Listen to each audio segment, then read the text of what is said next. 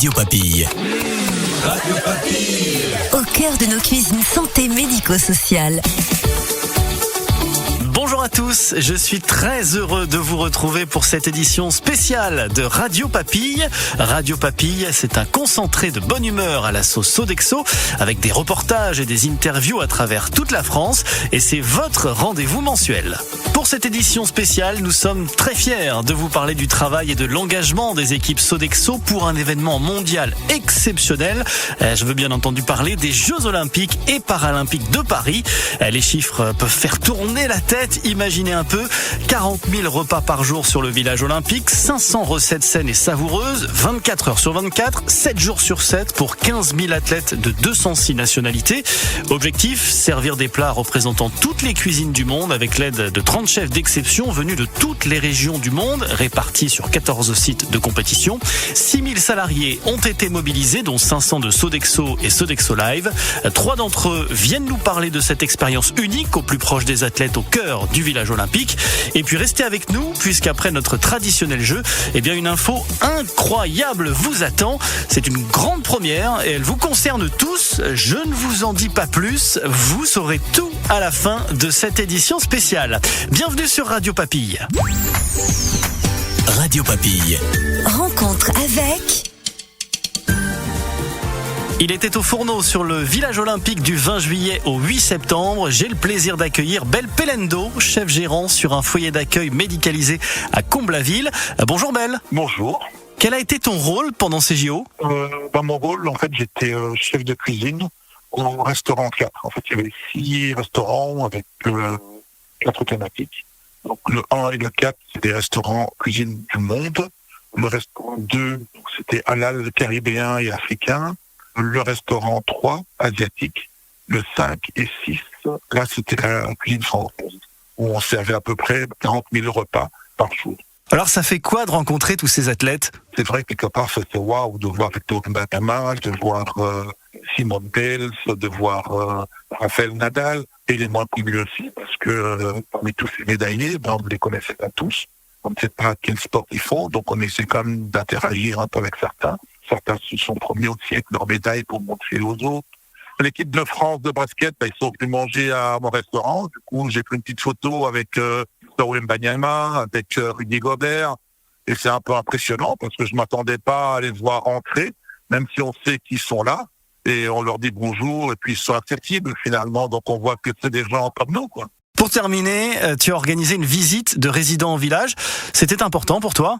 Oui, je suis donc à Sodexo médico-social et les Jeux paralympiques me parlent davantage que les Jeux olympiques puisque je suis tous les jours en contact avec des gens qui sont en situation de handicap. Et j'ai pu m'arranger donc de faire visiter à quelques résidents le village olympique parce que pendant les Jeux paralympiques, pour qu'ils puissent voir aussi tous ces gens, tous ces athlètes qui sont quelque part comme eux, de voir que ces gens, malgré leur handicap, font quand même des choses merveilleuses, des choses excellentes. Donc, ils étaient très contents de ce séjour-là. Et moi, encore plus, surtout qu'il y avait un qui est venu méditer, qui a dit cette phrase, tiens, ici, j'ai l'impression que personne ne fait attention à nous. D'entendre cette phrase, quelque chose qui me donne la chair de poule jusque maintenant. Et là, je me dis, tiens, j'ai quand même pu, en pensant faire une belle visite, rendre des gens très heureux et ils en parlent encore jusqu'aujourd'hui. Merci beaucoup Belle pour ce retour d'expérience. Radio Papille. Rencontre avec... De la vente à la logistique, il n'y a parfois qu'un pas qu'a franchi Baptiste Cousin, chef de projet dans l'équipe des ventes santé médico-sociales. Il est devenu directeur adjoint logistique sur le village olympique le temps d'un été. Toutes les nuits, pendant 3 mois, il a été un véritable chef d'orchestre pour assurer la réussite des 40 000 repas quotidiens. Bonjour Baptiste. Bonjour. Es-tu habitué généralement à travailler les nuits ? Alors non, habitué, non. J'ai eu l'occasion il y a quelques années effectivement de découvrir le travail de nuit. J'ai réalisé un nombre important de l'extra pour des mariages, mais en réalité non. Moi, je suis plutôt positionné le jour.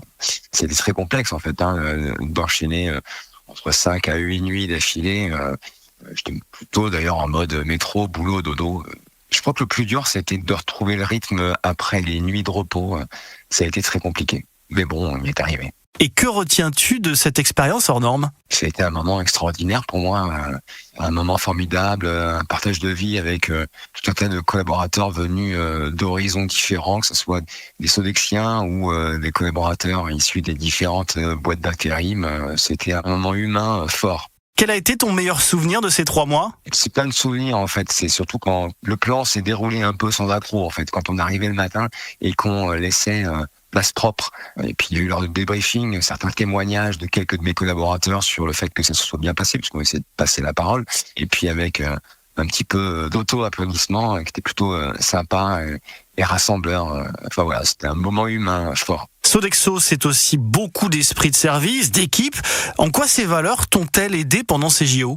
Je crois qu'elles n'ont pas aidé que moi en fait, c'est toute l'équipe. Je crois que sans les valeurs de l'entreprise, on n'aurait pas réussi à se transformer l'essai. Quand j'entends ou que je vois les membres de la direction générale de Sodexo qui étaient sur le terrain, et pas pour prendre la photo, mais bien pour mettre les mains dans le cambouis, je l'ai vu quand même travailler à la planche, travailler au service. Moi, je me dis que je peux être vraiment fier d'avoir fait partie de l'aventure, d'avoir été là en tant que collaborateur Sodexo. Tu voulais ajouter un dernier mot avant de se quitter ? Je voulais dire un grand merci tout d'abord à Denis, l'Allemand, Xavier Ducartier et Pascal Grubermann, qui sont un peu mes managers et qui m'ont permis de réaliser cette expérience. Et puis un grand merci aussi à toute ma petite famille que j'ai pas beaucoup vue pendant 2 mois. Et heureusement que je les avais à côté de moi. Merci beaucoup Baptiste et encore bravo à toi pour ces 3 mois intenses. Radio Papille. Rencontre avec... Je reçois maintenant la Madame Qualité et Hygiène du village olympique. Si elle avait eu un podomètre, eh bien, elle aurait certainement reçu la médaille d'or du nombre de pas par jour. Justine Vietzi est avec nous. Bonjour Justine. Bonjour. Justine, tu as donc beaucoup marché, mais quel était exactement ton rôle ? Alors, je faisais partie de l'équipe qualité. Donc, notre rôle, c'était de vérifier que les règles d'hygiène et les process qui ont été mis en place pour les Jeux de Paris 2024 étaient bien respectés et que tout le monde avait le même niveau d'information sur les tâches à effectuer. Alors, ça fait quoi de participer à l'organisation d'un événement d'une telle envergure ? C'est complètement fou, c'est complètement inédit et c'est surtout qu'une seule fois dans sa vie. Donc c'est aussi pour ça que j'ai accepté de participer à cette aventure qui, je dois le dire, m'a sorti de ma zone de confort car ça faisait un moment que je n'avais pas été dans une telle intensité de travail, vraiment sur de l'hygiène. Car aujourd'hui j'ai des missions qui sont un peu plus éloignées de l'hygiène au quotidien, mais c'était très enrichissant sur le plan personnel et professionnel. Tu nous rappelles ce que tu fais chez Sodexo ? Au quotidien, je suis responsable nutrition. Donc, mon rôle, c'est d'accompagner tous les clients sur les projets nutrition pour leurs résidents, donc pour les personnes en situation de handicap et pour les personnes âgées, donc pour adapter au mieux la nutrition des résidents. As-tu une ou plusieurs anecdotes à nous raconter ? Au sein du village, je pense que c'est une anecdote qui est commune à tous ceux qui ont travaillé. C'est le nombre de fois où je me suis perdue, car c'était vraiment immense. Le site était vraiment complètement éclaté d'un point de restauration à un autre. Et plusieurs fois, je me suis vue appeler des collègues pour leur dire alors à droite, j'ai une porte d'ascenseur, à gauche, j'ai une porte qui mène ici, et je sais plus comment je reviens au bureau. Et qu'est-ce que tu retiens de cet événement ? Je retiens surtout la cohésion et l'esprit d'équipe parce que en tant que responsable qualité, au quotidien, on a l'habitude de travailler plutôt seul. Là, on était une vraie équipe, donc ça permet d'avoir une autre façon de travailler. Vu qu'on a tous des yeux un peu différents, il y avait toujours des choses que mon collègue n'avait pas vues ou que moi je n'avais pas vues. Et c'est vraiment intéressant en fait d'avoir cette vision équipe sur un rôle de responsable qualité qui est pas du tout le cas au quotidien. Donc ça, c'était assez novateur pour moi et très enrichissant de pouvoir échanger sur les mêmes thématiques avec d'autres collègues. Qu'est-ce que cela t'a appris pour tes expériences futures ? Alors, c'était vraiment au niveau de l'ampleur et de l'envergure. C'est-à-dire que on avait par exemple des chambres froides qui faisaient 200 mètres carrés. Ça n'arrive absolument jamais sur les sites où je travaille. Donc, avec des process qui sont très spécifiques. Et puis, toute la logistique derrière. C'est-à-dire qu'on gère pas 50 repas comme moi j'ai sur mes sites, comme on en gère 15 000 comme on avait au village olympique. Donc, c'est vraiment prendre de la hauteur sur notre job et de se rendre compte. Là, finalement, j'étais une petite souris parmi tous ces repas. Donc, c'est vraiment une dimension différente. C'est vraiment ça qui m'a appris, je pense. Voilà qui est dit. Justine, merci beaucoup. Radio Papille. À vous de jouer. Avant de passer à la question de notre jeu, toute l'équipe de Radio Papille se joint à moi pour féliciter les 3 gagnants de l'émission spéciale SST de juin dernier. Bravo à Christophe Sartou, chef gérant de Nîmes, Daniel Aubry, conseiller SOA Pro, et Teresa Embarcadillo Ferreira, chef de groupe propreté. Bravo à vous, Christophe, Daniel et Teresa. Vous remportez chacun une Wonderbox plaisir gourmand. Aujourd'hui, pour les amateurs de sport ou les collectionneurs, eh bien sachez que vous pouvez remporter un sac de goodies des Jeux Olympiques.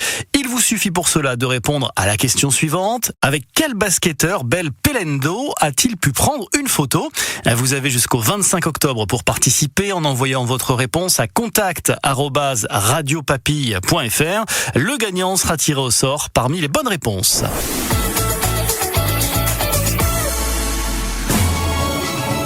Mesdames et messieurs, ladies and gentlemen, c'est donc le moment tant attendu de cette grande première. Cette année, le groupe lance le grand concours. Sodexo et Sogeres ont un incroyable talent. Alors que vous soyez chanteur, imitateur, musicien, humoriste, poète, DJ ou bien beatboxer, seul ou en groupe, tous les talents vocaux et musicaux sont les bienvenus évidemment. Vous avez jusqu'au 8 novembre pour envoyer votre interprétation à contact@radiopapille.fr. Les talents finalistes seront sélectionnés par notre jury pour participer à la grande finale qui sera diffusée le 16 décembre prochain. Tous les collaborateurs Sodexo et Sogeres voteront ensuite pour choisir le grand gagnant. Il remportera un cadeau exceptionnel et ce grand gagnant, eh bien c'est peut-être vous. Alors n'hésitez plus, votre passion mérite d'être partagée.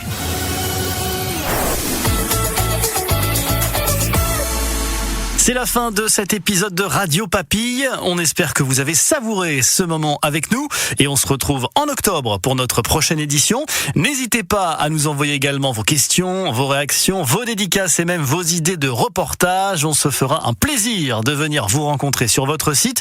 Une seule adresse pour cela, contact@radiopapille.fr. Très belle journée à tous, prenez soin de vous et à bientôt. Radio Papille. Au cœur de nos cuisines santé médico-sociale.